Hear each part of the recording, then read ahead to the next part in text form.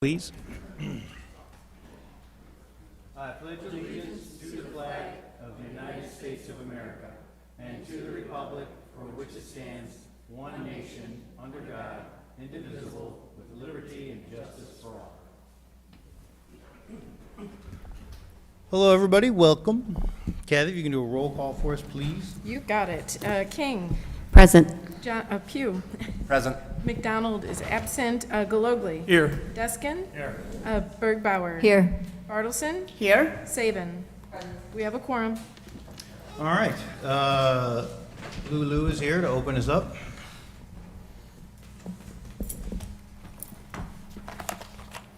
Ask if you would, if you pray with me. Almighty God, we thank you for your presence and many blessings in our lives. We ask you to help our desires to be your desires. We ask you for your wisdom and favor to prosper our city. We ask you to enable our mayor, our city council and staff to have the ability to hear and understand one another and the citizens of our city. We ask you for unity with diversity without division or antagonism. We ask you for health and provision for each of them and their families. As we approach 9/11, we ask you to continue to comfort the families of lost loved ones from that attack and from the war on terrorism. We also ask you to be with those who have suffered acts of violence as the high school in Georgia experienced today, and Father, for other mass shootings in the surrounding areas of our city. We ask you to guard our city and schools from acts of violence. We ask for your blessing and protection for those who serve in the military, for our first responders. Give them wisdom and protection. We ask you to give us your grace, peace, and unity for your glory. In your mighty name we pray. Amen. Okay. Amen. Thanks, Lou. Appreciate it. All right, friends. Any liaison reports out there? I just have a couple things on behalf of the Lockport Women's Club and Summer Art Series. Spooky Night Out is coming up September 14th at Hell's Gate from 7 to 11. That is sponsored by the Lockport Women's Club and the Summer Art Series. And we also have some movies coming up. October 13th is Harry Potter and the Sorcerers, which will be at the Roxy, and that's sponsored by the Summer Art Series. And then after that will be Polar Express at the Roxy on December 8th. And these all do sell out pretty fast.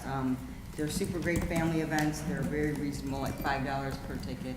So I suggest you go onto the city website and get your tickets. Right on. Excellent. Thank you, Mark. Anything else? Slow liaison night? Nope, I have a few. First of all, I apologize. I have some dental work going on, so I will sound kind of funny tonight. Surprise, yeah. IDOT has announced that there's a new construction project starting that isn't not Lockport's, but is going to affect Lockport in a big way. Starting September 16th, the intersection of Route 53 and I'll call it Renwick Road, Illinois 7, which is the light on the other side of the bridge. Construction starts on that, like I said, September 15th. It's going to have new turn lanes added and quite a big configuration change. It will last, according to the press release, till through next year. So it's going to be going on for quite a while. Just a reminder, if there's any complaints, it is not the city of Lockport's job. So just wanted you to be aware of that. I also want to announce that the Illinois Route 7 project channelization is going along smoothly. We're hoping to have a thorough update, maybe about the first week at our first meeting in October. By then we'll know how far they want to get done this year and what will be left for next year. But we're looking to give a pretty thorough update, like I said, that first meeting in October. My final update is more of a thank you. I don't know if you recall, I think it was the second meeting in January. I came here and said, oh, by the way, the BNSF gave us a nice apology letter or email saying we're sorry about the quiet zone. We screwed up. We did not realize you meant the private section that we own over by Chevron. as well as route, under, or 9th Street under the bridge. So I believe at that time, they said, okay, we'll get it done, and we were looking maybe at a month time frame. Well, dealing with the BNSF is not easy.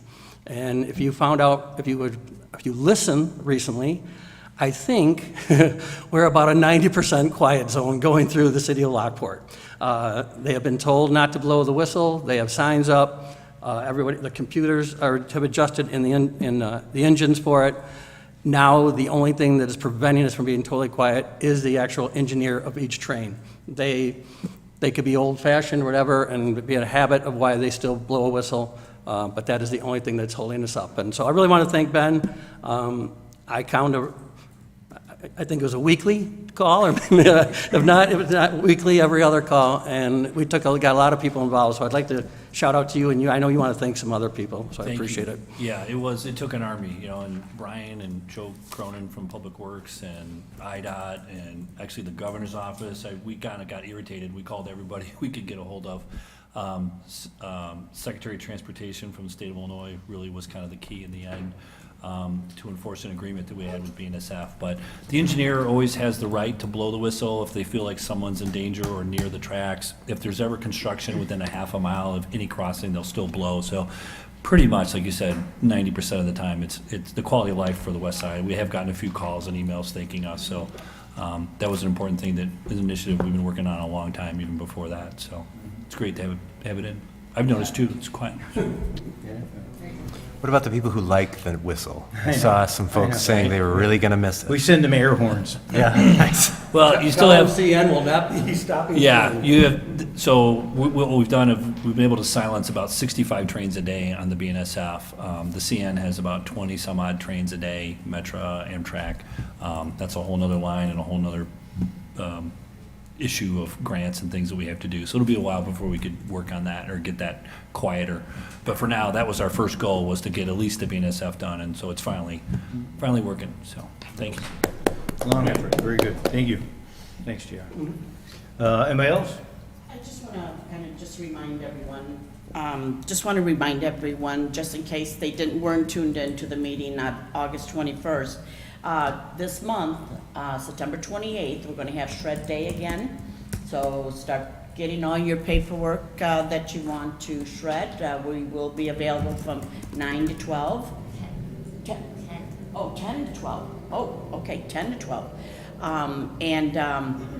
It's a first come, first serve until the truck gets full. So please, join in and get rid of your paper. This is a good time. It's free to the residents. Right on. Thanks, Joanne.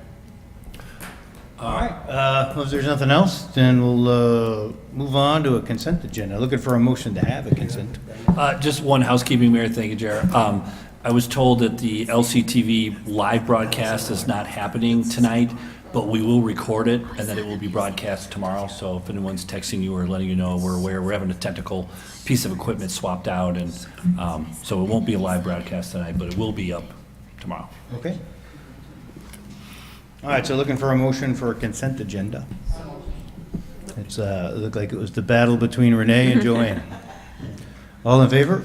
Aye. Okay, so looking for a motion, or we're looking to approve tonight Committee of the Whole meeting minutes from August 21st, regular City Council meeting minutes from August 21st, our payroll period ending August 18th, license agreement for Nicola's Heavenly Cucina, the bakery at the train station.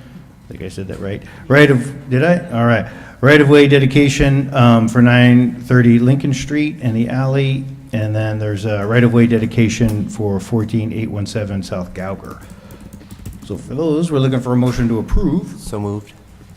All right, Jonathan and Renee, and can we have a roll call? You got it. King. Yes. Pugh. Yes. McDonald is absent. Galogly. Yes. Deskin. Yes. Bergbauer. Yes. Bartleson. Yes. Saban. Motion passes. All right, next we're looking for a motion to approve our bills through August 27.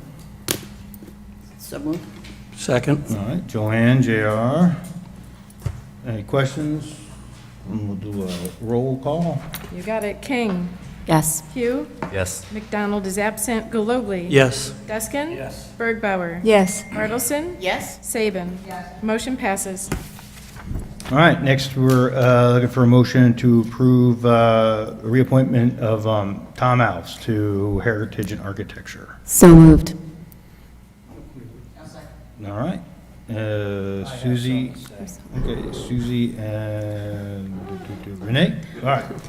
So when this came up back in May, March, or April, the objection at that time is Tom has a tendency to not attend the meetings. In fact, Jonathan did a study and found that Tom only attended 34% over a 7-year period of time. Something like that, yeah. So according to our municipal code, people can be removed for negligence of duty, and 34% over a 7-year period of time, if that's not the definition of negligence of duty, I don't know. I know he and Bob are building a house in Lamont, moving out of town, which means he would be ineligible to sit on the committee. So for that reason, I objected 4 or 5 months ago for the exact same reasons. I will be voting no. Okay. I mean, I have talked to Bob about that concern. This is why we tabled it for a while. I said, Bob, look, we appreciate it. You're one of the founding members of H&A here, and you have a lot of wisdom, and when the day comes when you do move, we can, make an adjustment. But I asked him if he wanted to continue to serve, and he did. So I said, that's fine. So as long as you're here, you got to show up. And just keep us posted about when you finally move out of town. So that was my address to him after we tabled it the last time, so. All right, so if there's So- nothing else, we'll, He did say that he'd have better attendance? yes, he said, I understand, I will make it out. So, and if he doesn't, then we'll deal with it accordingly. But I did, out of respect for a guy who's been doing it for a long time and has added a lot of value to the city of Lockport, I took him at his word. Okay, so if there's nothing else, then we'll do a roll call. You got it. King. Yes. Pugh. No. McDonald is absent. Galogly. Yes. Deskin. No. Bergbauer. Yes. Bartleson. Yes? And Saban. Yes. Motion passes. Right on. Next, we're looking for a motion to approve Resolution 24097. It's adopt and approve the report and recommendation from Alderman Pugh on Step 5 appeal of Sergeant Randy grievance number 2404, upholding and affirming the 3-day suspension. So, I'm looking for a motion. So moved. Second. Tina and JR, any last thoughts, questions, concerns? And we'll do a roll call. You got it. King. Yes. Pugh. Yes. McDonald is absent. Galogly. Yes. Deskin. Yes. Bergbauer. Yes. Bartleson. Yes? Saban. Motion passes. All right, this is everything. Looking for, unless there's any open comments, you got anything? I got no cards, so, looking for a motion to adjourn. Second. All right, Renee, I'm sorry, JR, Renee, and all in okay. favor? Aye. Aye.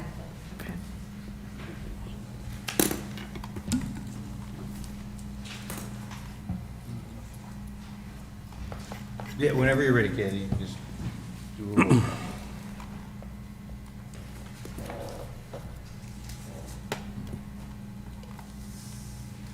Okay, I'm ready if you are. Yeah, please lay it on. All right, roll call. King. Present. Pugh. Present. McDonald is absent. Galogly. Here. Deskin. Here. Bergbauer. Here. Bartleson. Here? And Saban. We have a quorum.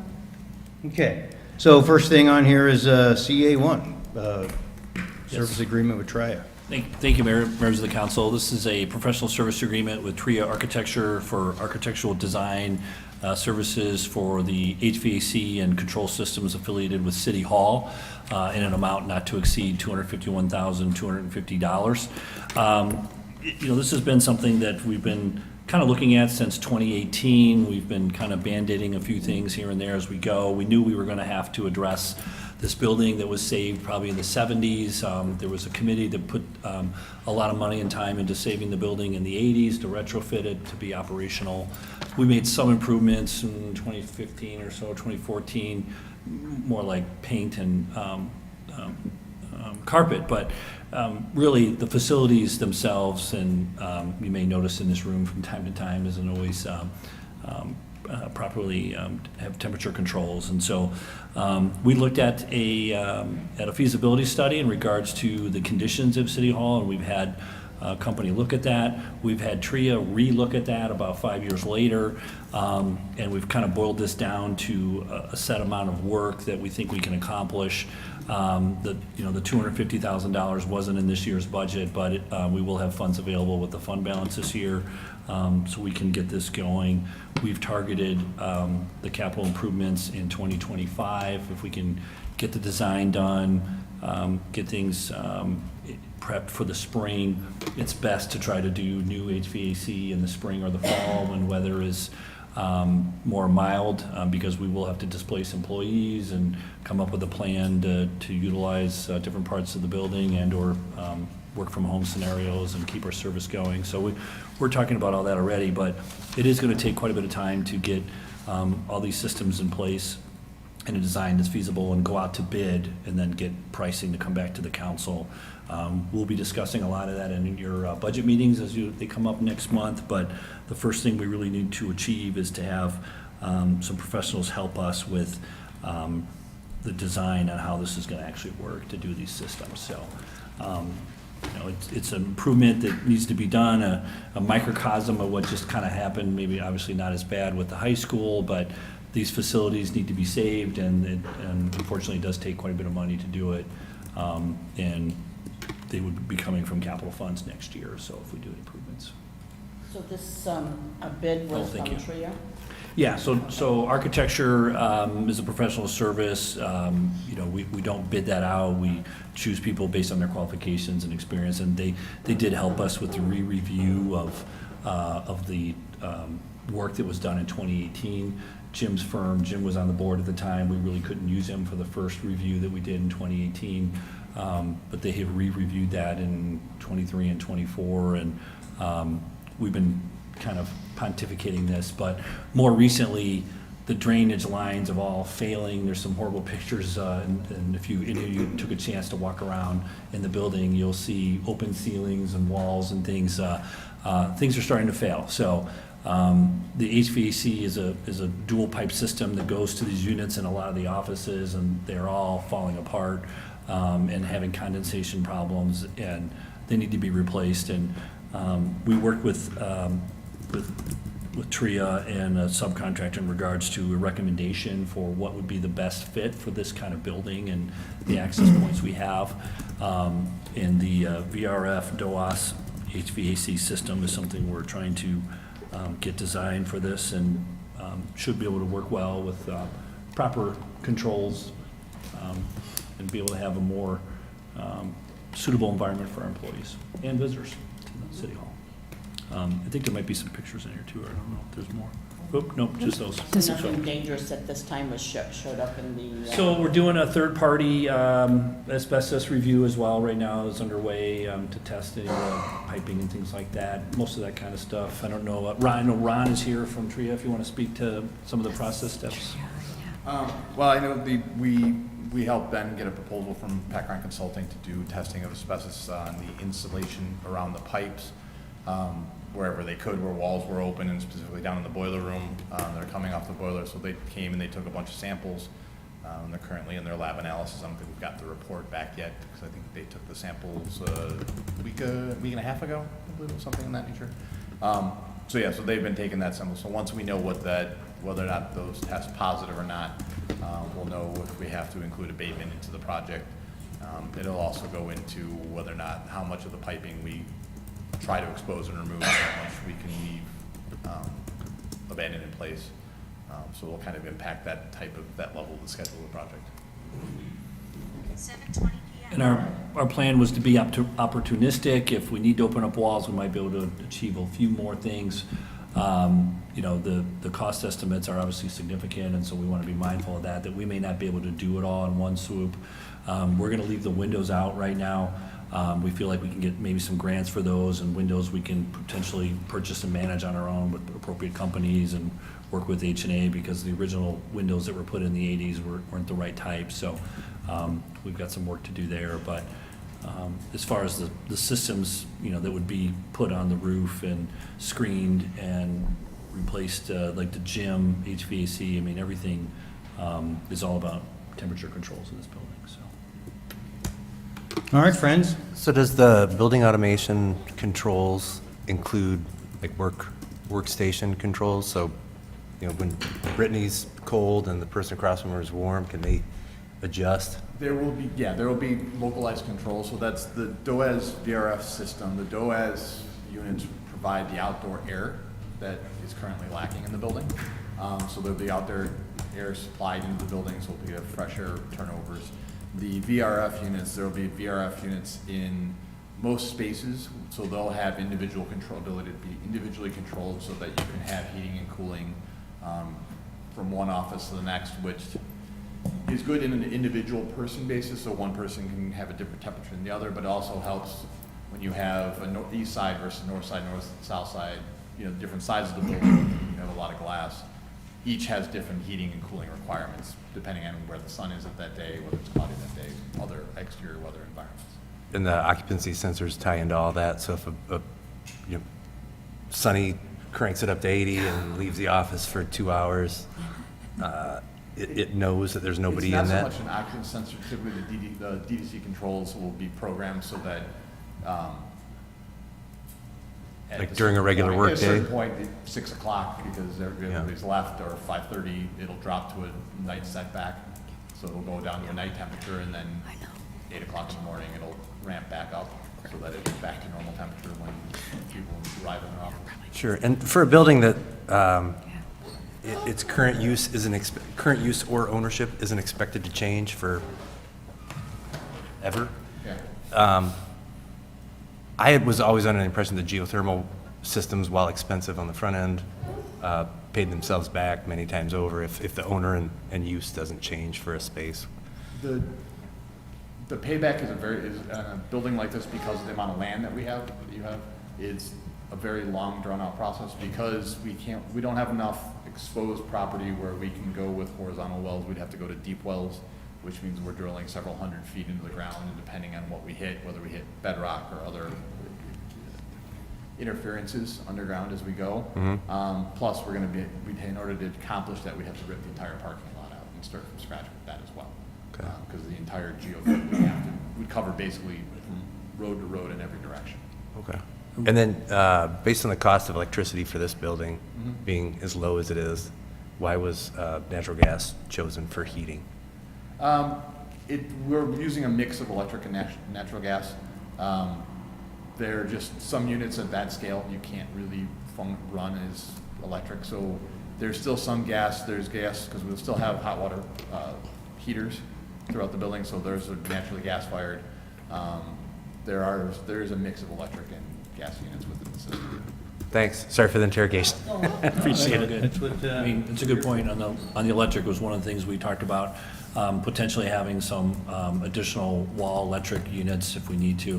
One of the challenges with today's system is that it's either on or off, right? It's the heat is on or the AC is on, and we have no real controls, and so the controls are the windows, which isn't always great. There's a thermostat over there on the wall that's connected to nothing, so it's you know, so it would be really nice to be able to have thermostats and things like that.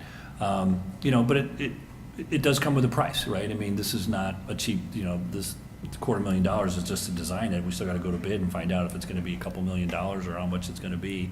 There's some life safety concerns. We don't have any operating fire alarms in this building that we feel like we probably need to do. You've got sprinklers, but there's no fire alarms. So there's things that we're trying to upgrade this building that weren't done from the 80s that need to be done if we're going to stay here long term. So. Anything else? All right, thanks for the questions. We good with consent then? We would request this item to be on action because there are some provisions that they just sent over earlier today that I need to review and make sure that we're agreeing to the right terms. Action it is. Thank you. All right, if you guys will allow me, I'd like to bump 81 and 82 towards the end so we can address some of the things where people are here for. So if we can go to CD1, special use permit for Scooter's Coffee. What do you got, Lance? All righty, thank you, Mayor and City Council. This is related to Ordinance 24022 and Resolution 24092. Mr. Patel, on behalf of Scooter's Coffee and contract purchaser of the .78 acre property, is seeking approval of development plans for a new drive-through coffee kiosk.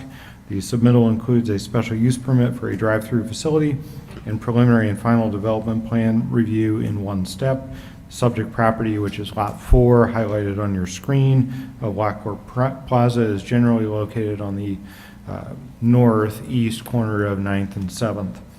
The subject property is an outlot that is located within the retail center, and it consists of 4 total outlots that you see on your screen, kind of along the left side of the yellow boxed area. It has 3 outlots and then the large lot encompassing the vast majority of the main part of the center. The property is currently zoned C2 community commercial. It's 5.42 acres, everything within that yellow box, and the subject site is 0.78 acres. The site plan illustrates a new 664 square foot proposed commercial building for the coffee kiosk with a drive-through lane and vehicle queuing. The access comes in from 9th Street, which is also the general access into the overall retail center, so it will be a shared access point into the center. IDOT improvements, as you all know, are underway currently, and that will provide a new turn lane. However, the original location of the drive won't change, but it will be converted to a right-in, right-out as opposed to a full intersection, and that is based on the already pre-existing designs for the Route 7 IDOT project. So that is already underway, and both projects will likely be under construction at the same time, so it's actually somewhat good that everything's going to be kind of in flux for the time being, and then everybody can open when they want to open. The plan or the project will only accommodate drive-through customers. There is not a internal or inside section of this. It is a drive-through only, so you see the double lane that goes around the building. There is no pickup window. Here's the building architecture. What it will be, this exceeds our material standards for commercial buildings, so it's all brick. There are some awnings around some of the drive-through windows and on the front. Some very specific signage, obviously, for the user. So that is included. The landscape plan, I think, will greatly enhance the appearance of the overall development. Right now, there's really no landscaping out there to be that goes around the center, and there are some strips up the middle, but this will add a significant amount to the existing property, so that will be great. As you can see on the far right side of that, you'll see the main existing monument sign, the multi-tenant sign that has Papa Joe's and all the other ones on it. That is, oddly enough, already in this property. It's on the outlot, even though it serves the vast majority, the rest of the plaza. We have worked with the applicant. One of the questions that came up at Planning and Zoning Commission was, are there any legal arrangements in place to make sure that the rest of the center can still get access to it from this intersection? There is a reciprocal agreement in their contract language between the different owners, but we are also having them add access easement language on their surveys. So when somebody comes to get a plat for this, it will have access easement language that allows the adjacent owners to be able to access the entry drive off of 9th Street, and then also actually the driveway on the north side of that facility, because that is another circulation point throughout the center. This is the general signage plan. Stuff on the left is all in the building. Upper right is the menu board that you'll see when you pull in, and then the small little monument sign will be out closer to 9th Street. At the Plan Commission meeting on August 13th, by a vote of 7-0, the Plan and Zoning Commission recommending adopting staff's finding of fact and approval of a special use permit for a drive-through facility, subject to 2 conditions, as you see on your screen, related to the sign exhibit, and then also allowing for the freestanding sign to be placed on the site. And then a second motion by a vote of 7-0, the PZC recommended approval of the preliminary and final development plans. Take any questions if you have some. Yes, okay, so if I'm looking at scooters, to the left of me is Jim and Tom's Automotive, and they have that gravel driveway. Is that no longer gonna be there, and are they okay with that? Well, anything on, One of those exhibits shows those areas, the one that's got the aerial on it. Yeah. Yeah, they still so- have that gravel, partially that gravel lot. yeah, I mean, if it's on Jim and Tom's property, then they will maintain whatever it is. If it's not on their property, then whatever Scooters builds is theirs to build because it's their property. Okay.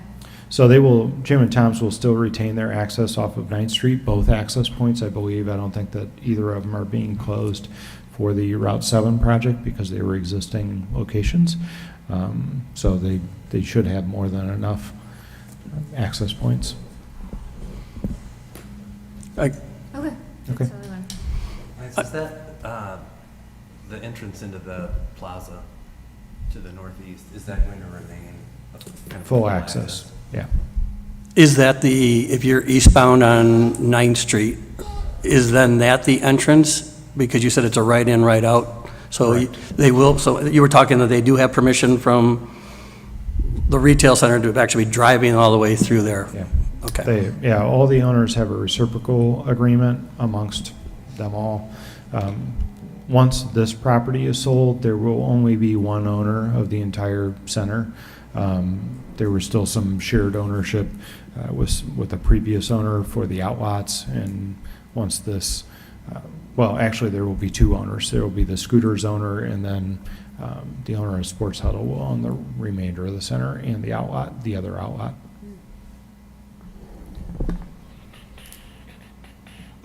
You kind of hinted to it, but I just want to confirm it. So I know that Sports Huddle's looking at doing some expansion. Everybody's been talking to one another, making sure that. Yeah, we had a seance all together to make sure that we were all on the same page and we weren't drawing on other people's property and that kind of stuff. So yes, it is coordinated. All right, good. And then, I know you guys probably will do this because you usually do it anyway, but just a reminder, when they are putting the pavement down, just reach out to Bob and Tom sometimes and say, hey, guys, this is the golden time to do this because you probably get it a lot cheaper, so just see if we can't get rid of that gravel. Okay. All right, that was all mine. Good. Anybody else got anything? All right, exciting. So, everybody good with the consent? Anything else that we? All right, then we'll do that. One more quick question, sorry, Yes, Lance. please. The parking that's there is just for employees, then? Is for employees in an emergency. Okay. Say somebody is in the drive-through lane and they need to park or something like that. That does provide them. Granted, there are numerous parking spaces north of there in the main section of the lot, but they wanted to have a couple. I have a question. So there's a row of cars, but then there's a second lane, the one-way around the shop. Yep. So the second one would, in case someone needed to wait for a drink, they would pull to the side or something like that? Or it would be if somebody needed to get out of the drive-through lane. Oh, okay. Yeah. And then the overflow, like if, say they were really busy, where would it go? Towards Sports Huddle then? So if it was going to overflow, there is all the parking to the north and the parking aisles. More than likely, it would still, if it was really going to overflow, it would back into the east-west drive lane in there. Okay. I think they're stacking for about 16 cars. Oh, okay. All right, sounds good. So I know one last thing with the trees. I know we have pretty aggressive landscaping, and it's good, because it looks good. I don't, you can't tell how big those trees are. Are we covering the guy's place up? Do we feel like those trees are not going to be obnoxious and cover the visibility of it? Or? These are the ones that they proposed. Okay, all right, so they're good with it? Yeah, yeah. Okay. Yep. All right, then, if we're done, then we'll keep it on consent. All right, CD2. Mr. Right. Plunk is in the house. Yes. Thank you, Mayor and Council. This is related to Resolution 24093. The applicant, John and Jane Klunk, owners of the building at 916 State Street, are requesting funds through the city's facade and site improvement grant program to tuck point the front and rear of the building. 2 contractor bids were received for the tuck pointing work that were in your packet. The applicant is eligible for $14,500, which is 50% of the lowest bid of $29,000, based on the tuck pointing quotes provided. And we recommend that the $14,500 be awarded. I interrupt real quick. That's for the front. For the front. Yes. Any thoughts or questions? Seems pretty straightforward. Good with consent? All right. Thank you. Thank you guys very much. All right, next we've got improvement grants for 1036, 1040 South State. Thank you. This is related to Resolution 24094. The applicant, Richard Studer, owner of Lockport Vacuum and the building located at 1036 to 1040 South State Street, is requesting funds through our grant program for masonry and structural beam repair, parapet repair, rear chimney demolition, windows and storefront trim placement, and awning replacement.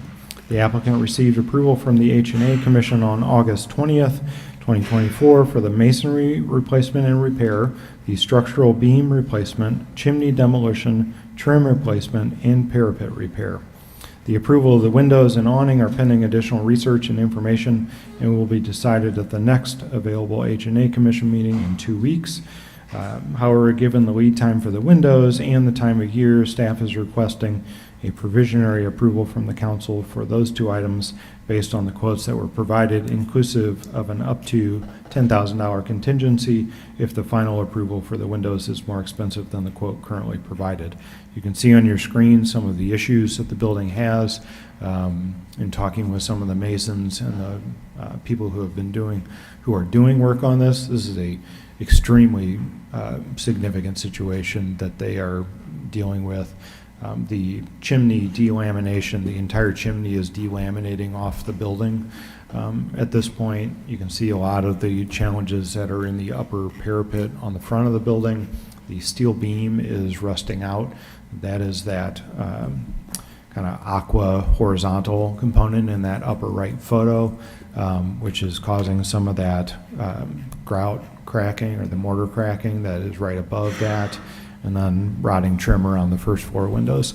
So this is a very significant improvement for this building, something that we certainly welcome, but it is also something that's imminent and something that really needs to be done, and I'm appreciative that the building owner is willing to step up and do these things.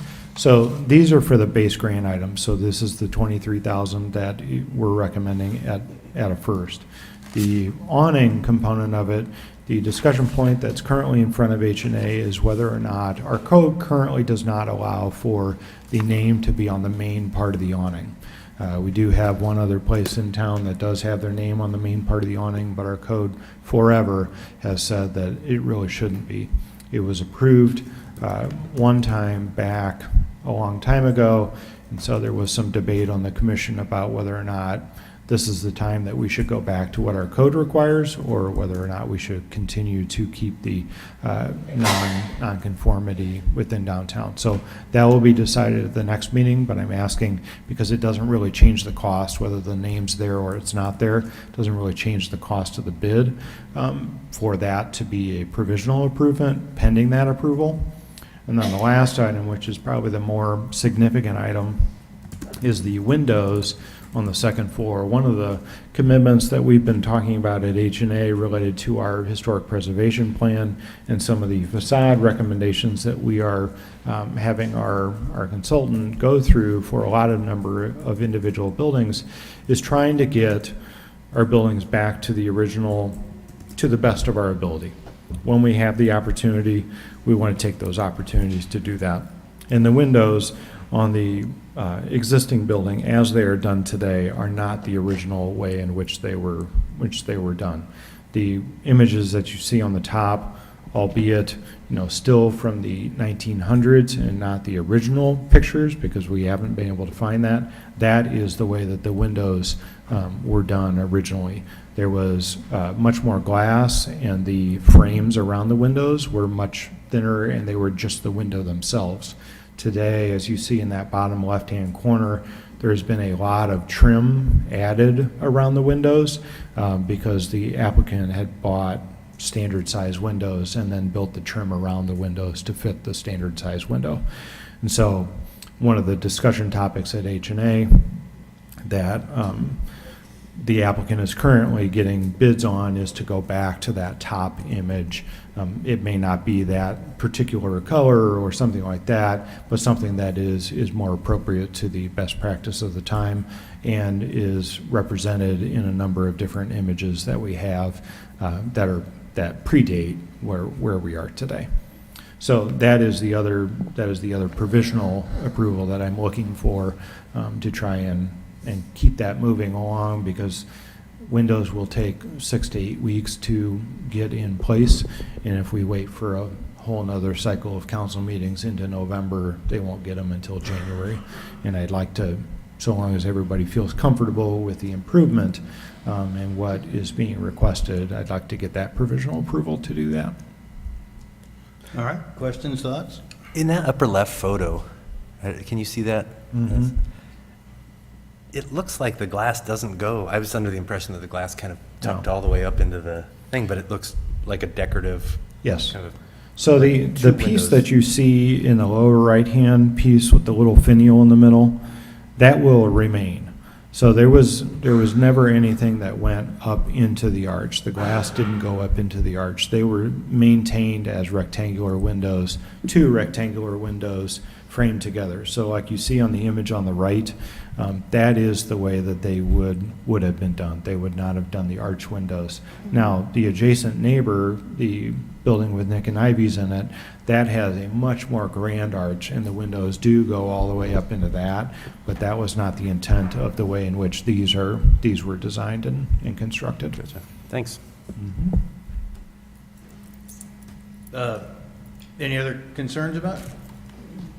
All right, so then we're good giving a consent for the provisional approval. Yeah, the resolution is written to account for both the base approval as well as the provisional component, so as long as you're in favor of the resolution, that should give me the means that I need. Okay, sounds good. All right, and then moving on, we've got Adapt-A-Pack. All righty, so this is related to Resolution 24095. The applicant, George Karpisiak, owner of the building at 201 West 6th Street, is Adapt-A-Pack currently, is requesting funds through the city's facade and site improvement grant program to replace 2 overhead dock doors and a glass block window that are highly visible from both the I&M Canal bike trail as well as our public parking lot in the back, which is why we believe that this was an appropriate use of grant funds. Contractor bids were received for the replacement of the overhead dock doors, dock levelers, steel curtain, and glass block window. Those were included in your packet. To date, the City Council, including the 2 previous ones, has approved $133,225 of the $150,000 budgeted amount for 2024, including the $18,380 for this project. The total of facade grant reimbursements will be $151,605, which is 101% of what we budgeted. However, that does not include the still remaining amount that we have from the Code and Compliance grant that we can fluctuate between the 2 programs. So there are still funds left in the program for this year. Yeah, that's great. You know, one other thing I'll just give you guys a heads up that's been kind of fun is, you know, as when we did the pad, just as a reminder, we were trying to do some shipping container businesses. You guys all recall, we're all part of that decision, and it's been fun. You know, the hydroponic trailers went in. COVID kind of took the steam out of a couple other people that were fixing to go in there. And that's fine, that's stuff that happens. But one of the things that George and his wife have, been discussing is like, they don't utilize the whole building, and like what other kind of things could they do? And one of the things I have been bringing over to them are folks that were interested in doing a shared kitchen space. And a very popular, it's actually hard to even get time in them in places like Shanahan and Naperville. And so I've brought about the 5th person to see it. One of them was somebody I know who's done shared kitchen spaces. They've done them in Montgomery.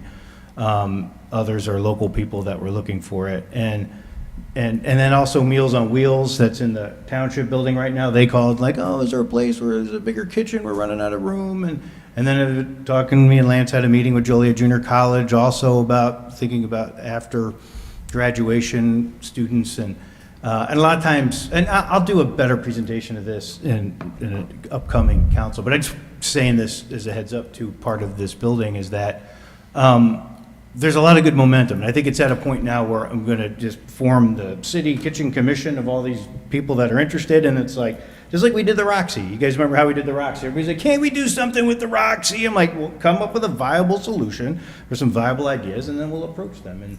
And that's how we got to where we are. And so we'll try to do the same thing here, bring those interested folks together and see if we can't create some mojo, get some costs, see what's involved, see if we can find funding sources. But and it would work in with this loading dock in many ways as well. So, but there's a lot of interesting things happening with this space. So, but I'll give you guys a tighter presentation about the city kitchen stuff in a couple weeks.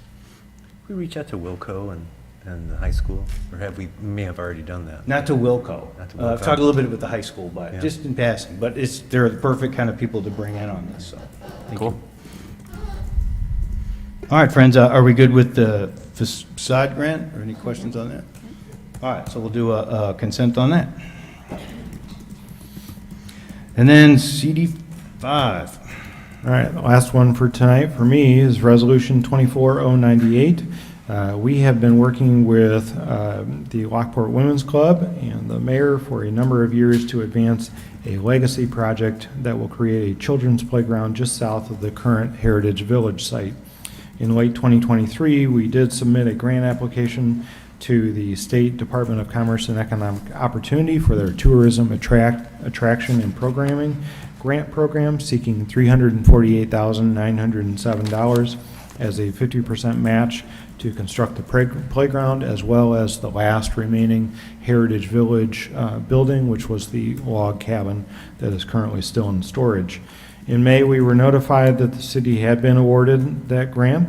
With the notice of award and pending grant agreement coming from the state yet this month, staff is presenting for council's consideration the design and permitting services proposal from V3 Companies, one of the city's pre-qualified engineering vendors, and also currently permitting other city projects along the I&M Canal, as well as Hitchcock Design Group, the author of the concept plan created for the initial fundraising efforts by the Lockport Women's Club. The scope of services provides consultation and required services for permitting through all of the applicable state agencies, surveying, geotechnical, natural resource, and soil studies, as well as landscape architectural services to update the concept plan, develop construction documents, bid the project, and then perform construction administration and observation services. We had an excellent kickoff meeting with some state staff from the State Historic Preservation Office, as well as DCEO and IDNR. Everybody seemed positive about the project. They did not see a lot of roadblocks in our path to be able to construct it, which is great news, honestly, especially to hear that from SHPO, which is the Historic Preservation Office. They were very supportive of the project and are looking forward to opportunities to celebrate the boatyard that is just south of here, or was just south of here when the I&M Canal was active. So this is a great project that's moving ahead. This will be paid for, I believe, out of the cell tower funds, and that's how this is getting coordinated.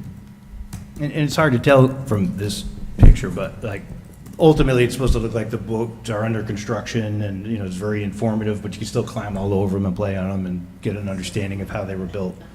So I commend the Women's Club for sticking to it. I mean, you know, we're doing spooky night out fundraisers for a long time, and I'm sure there's been more than a few times where you all were thinking, I don't know why we're doing this. I don't know if this is actually going to work out, but I appreciate your faith and sticking to it until we got to the point where we were able to get the grant. So thank you for that. And it's a great segue too with what we were just talking about with George's building, because you know, the whole goal that we've been working towards for a long time as a council is just to create a really interesting recreational corridor along the entire canal path, right? From 2nd Street all the way to Division, I mean, all the way to Delwood Park, really.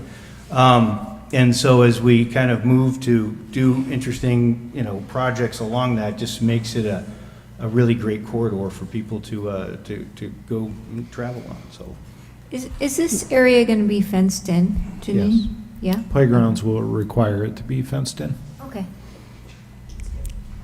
Where is the next proposed pedestrian bridge?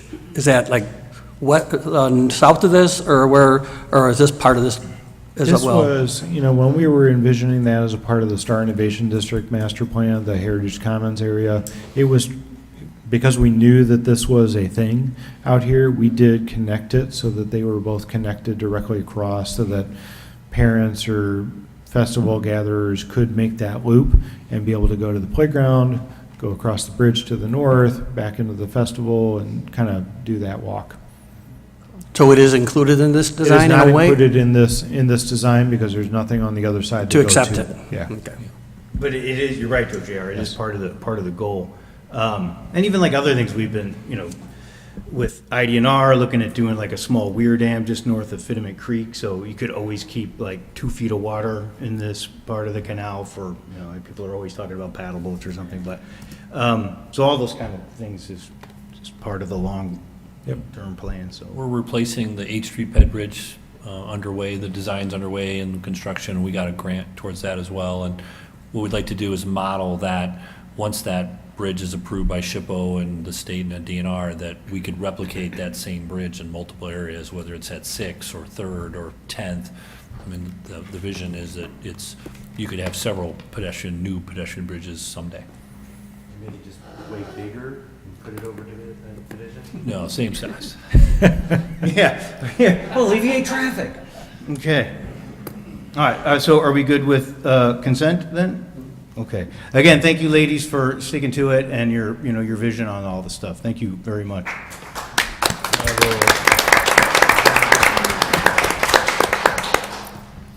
All right, PW1. What do you got, Brian?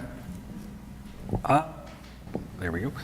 Yes, the first one is the recommendation to approve resolution number 24-089 to accept the proposal for Briggs Street Pump Station, Amendment 1 for Thomas Engineering Group in the amount of $397,000 for the revised total contract amount of $836,147.30.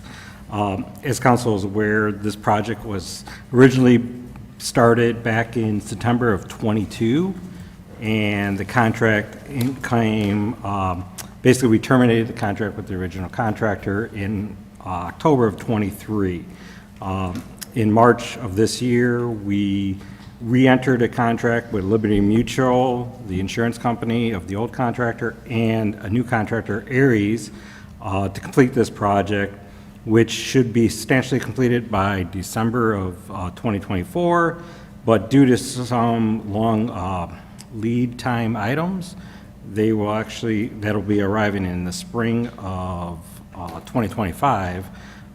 We got a proposal from Thomas to extend their Phase 3 contract so we can actually have construction supervision over the entire project. And basically the project should be wrapped up by June with the final valves coming in sometime late spring, so. Any questions? All right. It'd be nice to finally get this one done, of course. Yes. Yeah, the contract is for oversight, right? Yeah, for construction So oversight. with material delays, are they just on site watching them not finish the project? No, they'll be going all the way to December to complete the project. So right now, we waited until that we got closer to the completion of the project to know how much we would do. So majority of this money will be spent this year with a little bit oversight carrying over. So there won't be much work in January, February, and March. Once we get the equipment in it come April, then the project will start up again, and then they'll be completed to do the closeout paperwork and finalize punch list items and stuff like that in June. It's a lot. And what, remind me, wasn't some of this with insurance and stuff like that? How Yeah. did this Yeah, work? we netted, I think, about $1 million out of the whole deal with the Yes. insurance deal, so. Right, so fortunately. Are we still under original budget? Yes. Yeah, with By the far. additional money, we are. Yeah, we still under. Yeah, we came It's a into- big hole. So that's Are you a good- smiling? Lisa's happy. Okay. Lisa's happy. Lisa likes when Lisa's happy, okay. Well- somebody else's insurance claim covers this. Right. it's Truth not be ours. told, at the end of the year, we hope to have a lot of different buckets that would be able to afford, the building renovations next year. So when these bigger projects, come in and under budget, that's always a good thing for us to be able to do the other things, so. We're anticipating that, yes. Okay. Consent, is that good? All right. PW2, what else you got, Brian? All right. This one's for approval of resolution number 24-090 to accept the proposal for the INM Canal Alpha Improvement Addendum 1 for HR Green in the amount of $25,350. This one is for, basically, this amendment was to cover 2 additional locations for drainage areas that they're working near. Well, thank you. So area number 1, which is the top location, is 8th Street and Canal. If you've been in that area when you go over the 8th Street Bridge, there's a lot of standing water. We're going to end up having them, since they're already installing a pipe just south of the 8th Street Bridge, into the IML Canal, we're going to actually put an inlet in and then kind of capture the 3 other corners with inlets so that we can get that storm water into the canal versus actually allowing it to sit on the street. So, we'll fix some ponding issues over on the west side. The second location, the bottom page, is 10th and Davies. If you've driven there, when you're on 10th and you make that turn, the northeast corner of that intersection, again, holds substantial amount of water after a rain event. So what we're going to be doing is taking that, and this water will actually go into the wooded area and down a drainage ditch kind of along the tracks to the south that will lead into a culvert that takes it under the tracks and out to Des Plaines. So we just want to kind of fix up that area since we already have HR Green in the area. These 2 little areas just to touch up and get these cleaned up for the people over there. Yeah, get rid of standing water. Any thoughts, concerns? Okay. We've been eyeing these for a while. Yeah, they need to get done. Consent then. Just on the side, just made me think of it. The 13th Street culvert, I know that's told you, is starting to really get built up with a lot of silt. We cut down the weeds and all that, and there is a little bit of silt on top of it, so we're going to see, but there is some riprap there. So the siltation, there might not be much siltation, it's just that's kind of the level it is. But the weeds got about 2 feet tall in that area, so that's what majority of it, but they should have taken it down earlier this week. All right, good, thank you. All right, and then PW3, what do we got? Approval of resolution number 24-091 to accept the proposal for Illinois Route 7 drainage improvements from V3 companies in the amount of $98,000. This proposal is to do 340 feet of linear feet of ditch, and that basically conveys the whole northern part, which is the Drake subdivision. And what it is right now this ditch has overgrown. If you drive by it, you'd see heavy vegetation, tree growth. It's about a good 1.5 foot of siltation in there. So the pipes are actually half flowing into it, the 21-inch and stuff. So what we want to do is drag it down, clean it up, get the banks better. It's become a maintenance nightmare for the city going in there, trying to keep it with down tree. Then we're getting calls from the people in the Drake on 3rd Street. So Over the last few years, the city's been going in there doing small contracts to try to clean it up a little bit. This will just give it a whole fix, and then it'll be easier maintenance in the future. We just got to keep the weeds down and make sure no saplings grow again, and we'll be good to go here. Tell Christina to stop emptying her slop buckets out there. Yeah, I see you. And so serve ice cream. Great fertilizer. Was the ditch already then completed all the way to the intersection of 3rd and 9th? Why are we not going all the way to the end, or was it already completed? That section is not, but because that only drains very little, it wasn't really the need for it, and it goes right through a private property, right through the middle of that one. So this one affects the whole subdivision to the north that's coming in. There's a 36 and 221 inches coming in. The others, we haven't had any complaints of any of those structures holding water or doing anything else up that way, so. Thank you. So the flows compared to that area compared to this entire neighborhood draining Yes. in are substantially different. And then does that tie out in the southeast corner there? Yes. With the new channelization project? Yep. Yeah, the box culvert starts there, and that's where the box culvert will be in, where there's an open ditch now across the shopping center and where scooters will be going. That'll all be in a box culvert. So this all kind of goes together and kind of wraps up that area for us. We tried to get that included with the IDOT project, but they're like, hey, that's outside our property. But they did give us like 900,000 towards that effort, so we're appreciative, and this is a nice tie into it, so. All right, we good with consent on that? All right. Fantastico. Oh, we gotta go back to those other things. So, AT1 and AT2. Yes. Mayor, members of the council, I get to talk about the topic du jour. So, starting with item AT1, this is an amendment to Chapter 135 of the City Code. Basically, the chapter deals with tobacco licensees. The first component of the ordinance would be to limit where bongs could be, or other glass tubes could be displayed.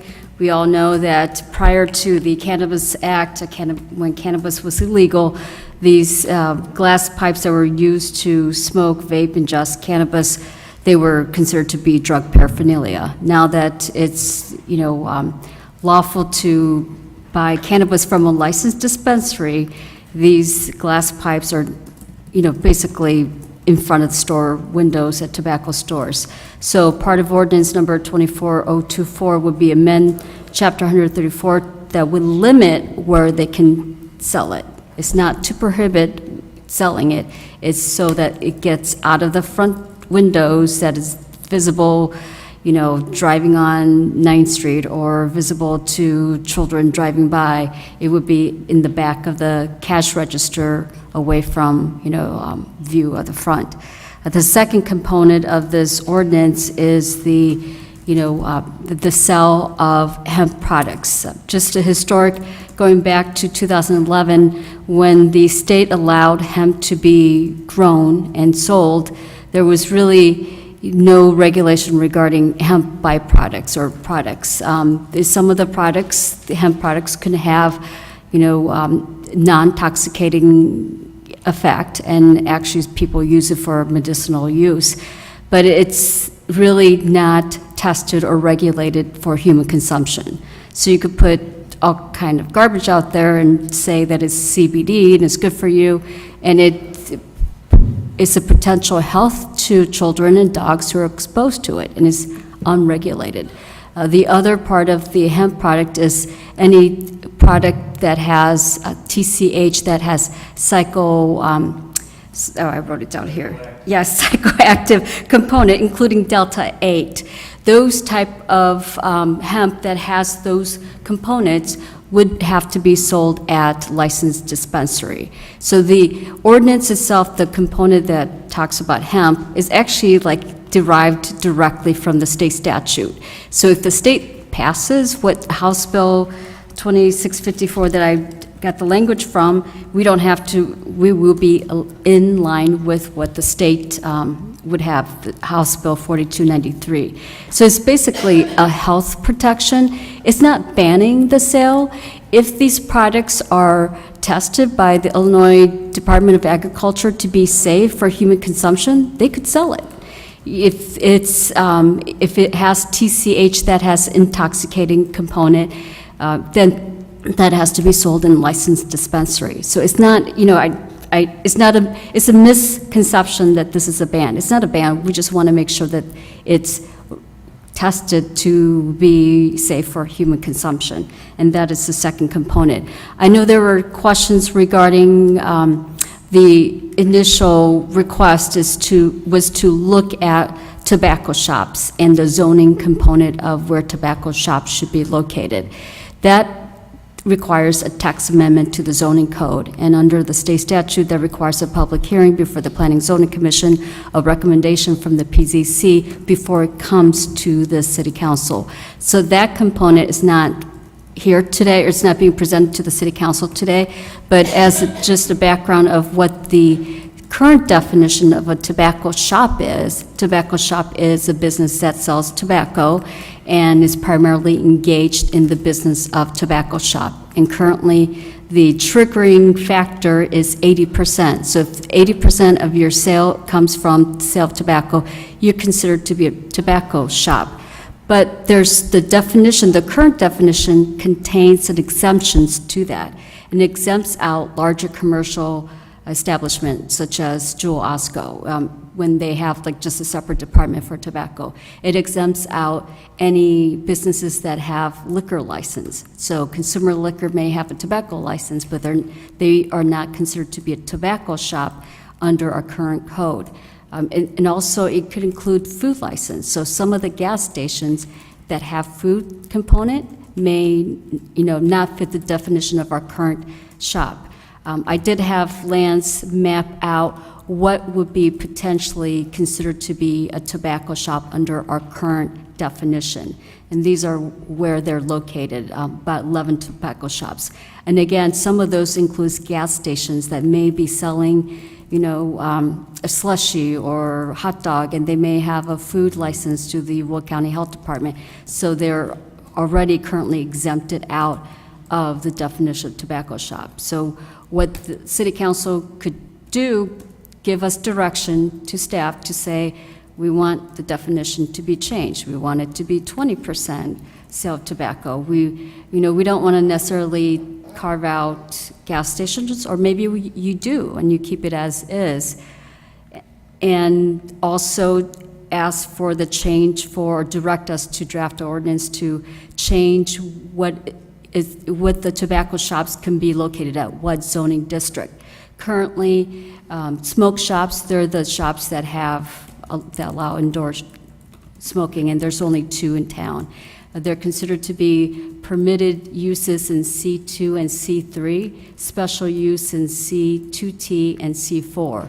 The tobacco shops, if they fit the current definition, are special uses in all on C2, C2T, and C4, and a permitted use on C3. You could direct staff to draft an ordinance to make it both smoke shop and tobacco shop a special use in these commercial zone district. So if someone wanted to open up a new tobacco shop, they would have to get a special use approval. All right, so if you don't mind, Yeah. this is not ready for prime time. Why don't we put it in another committee of the whole, like to have some better discussions on it, and if, maybe I could talk with Jonathan, Darren, if you don't mind having a conversation. I'd like a couple of things I still think just need to be solidified here. One of the things I think we need to do is there's 3 separate components, okay, in this whole thing that are all being together here. I think we need to update our definition of a tobacco shop or a smoke shop, okay? That's one. We separate that from the discussion about hemp products And then number 3 is the other non-regulated psychoactive substances, okay? Because everything's kind of, because CBD, I have no problems with CBD. If we want to include that in allowed sale, we can do that. But I do have a problem with the non-regulated substances. And so all the way back in May, if you recall, I said, let's just go ahead and prohibit all non-regulated psychoactive substances. That covers everything. That even covers the new products that some chemist somewhere is going to create that's not going to be regulated. It's not going to be found in any of our definitions, and so therefore it'll be taken care of. So, Darren, I think where the concern was with that is that if I'm a chemist and I make an amazing new cleaning product that also gets people really, really high, I can't sell that product anymore at a grocery store. That's like saying you can't sell Tide Pods. Yeah, But right. So I just think that the issue is, it's these non-regulated substances. Okay? To put it another way, I really don't care about what's happening down in Springfield. All right? I don't think that for no other reason is let's just say we're having a discussion about the sale of alcohol in the city of Lockport. We're home rule, and we can go ahead and decide whether or not we want to allow the sale of alcohol within the city of Lockport. Even though the state of Illinois allows the sale of alcohol in the state of Illinois, there are towns in the state of Illinois that are dry towns. So the state law does not apply to the local ordinance that they have. With one caveat, you can't get rid of the current liquor licensee. So you can't. I don't care about liquor. You can't go completely dry This was with an no example. alcohol. Yeah, I get it. It was an example. It's fine. I understand what you're saying. It's like we have the ability to. We have the ability to go ahead and ban the sale of non-regulated psychoactive substances.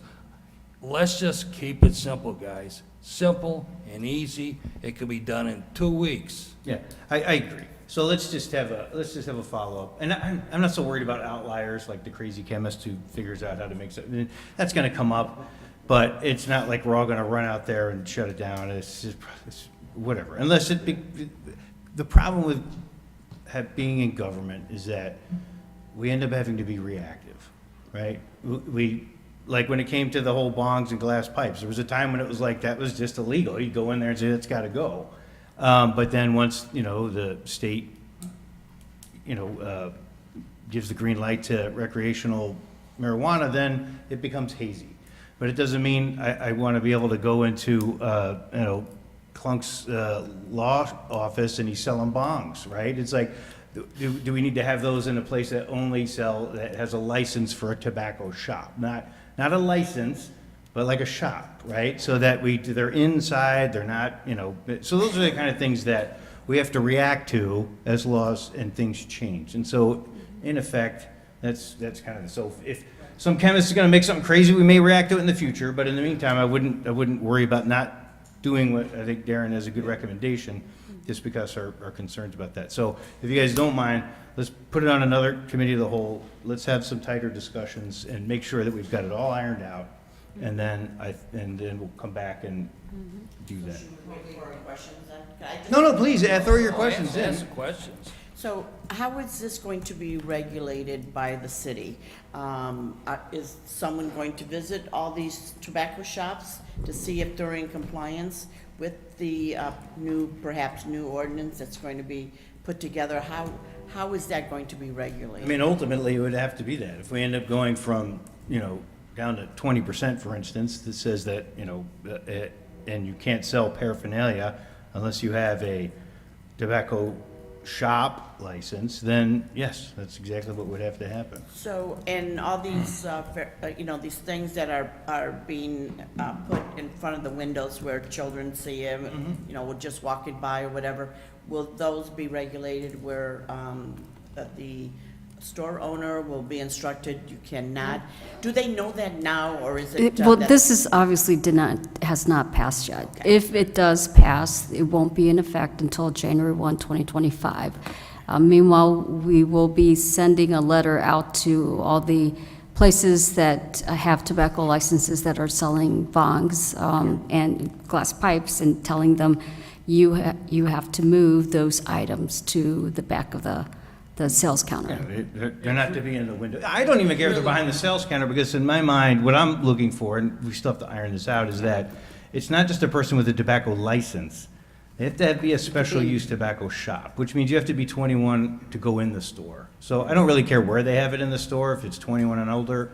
I just don't need kids walking past the bong wall to go get their candy bars, right? Right. And so this is where tobacco license is different. It's really no different than what we require now for video gaming. Right. We require Just some people to screening go and- and have it screened off. And we allow it in certain establishments, not any establishment. And I think, the way it was written is that we assume that you're more than 20% sales unless you come and prove to us otherwise that you're not compliant with it, so. The owner is. And one thing put that on I that. didn't see in the ordinance is what are the consequences?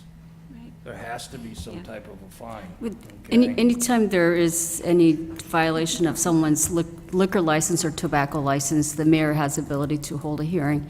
If there's a violation, impose a fine or revoke or suspend that license. Is that- So that's, I mean, is that's, there it's amount in set? the, Oh, it's not in there, yeah, I'm sorry. it's, I think there's a penalty section in the city code. Say $1,000. Yeah, where you could put in minimum $1,000. I think it's $75 currently, or 50, I think it's 50 or 75, yeah. $750 currently in our regular ordinance for that. Yeah. Okay, all right, thanks, friends. We'll, A lot more debate. we'll be back on it. Yeah. Okay, and then lastly, was the small bottles. Look, let me just give a quick history on this and tell you, so there was somebody who was looking to get a package liquor license a few years ago. I'm like, that's fine, but it was a convenience store, and I said, just keep it small, and you can't sell those small bottles and all that stuff, and he's like, no problem. So then, that's fine, then another person bought it, and that person's like, why can't I sell small bottles? Other people sell small bottles. I'm like, you're not allowed to sell small bottles. I didn't realize you could sell small bottles. I just thought you weren't allowed to sell by code. So Sonny's like, either you gotta say, nobody can sell small bottles, or, this guy should be able to sell small bottles. So, talking with Christina, she changed my mind. I was like, well, let's just get rid of small bottles, right? And, because I always see them laying everywhere. And it's like, you know what? I see Burger King bags laying everywhere too. So what am I gonna do, ban Burger King? I changed my mind. I will withdraw this and just tell the guy, sorry, bro, I thought you couldn't sell these, but you can, instead of changing everybody else. Just don't tell him, he's probably not watching. Yeah, I don't care, yeah. So I just look for I'll just withdraw this then, that's all right. Good, because the big ones don't fit in your golf bag. When you get her coat with all the bottles, a whole array, yeah. All right, friends, and if there's nothing else, then we'll look for a motion to adjourn. A motion. All right, Renee? Second. JR, I think you guys wanted to stay. All right, all in favor? Aye. Thanks. Renee and who? JR.